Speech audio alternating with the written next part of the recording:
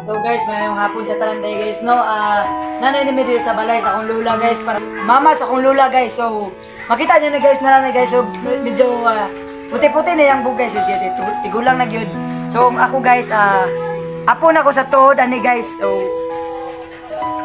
medyo ang edad ani guys, murag 94 or 100 bata.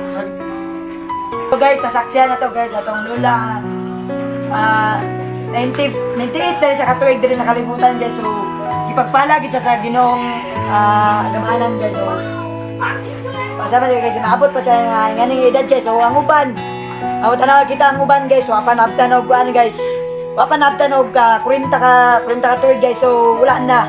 So panalanginan jud sa Ginoo guys nga maabot sa nganing idara guys. So glory to God kay good si guys. Oh, so guys, istorya na to yung anak guys. Anak ni ina guys. So tara. So guys, nakita na nato akong lola.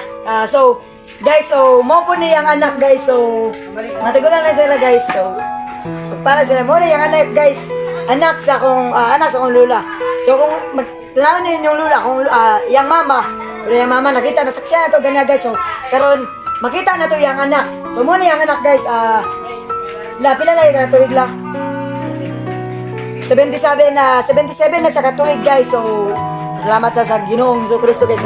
Tamo sila nga ng idara guys. So daghang guys, salamat sa tanan guys, sa atong mga viewers. Pasalamat ang daghan guys. Please paki-follow po sa among Facebook page guys. Andun to po bog Imamaling Vines guys. So kung makita po na to sa nata YouTube channel guys. So andun Hindi Vlog guys. So makita na to sa YouTube guys ang Hindi Vlog, og sa Facebook punta guys na dito ang Andun Tukob og Imamaling Vines. So daghang salamat ug mayong adlaw sa tanan.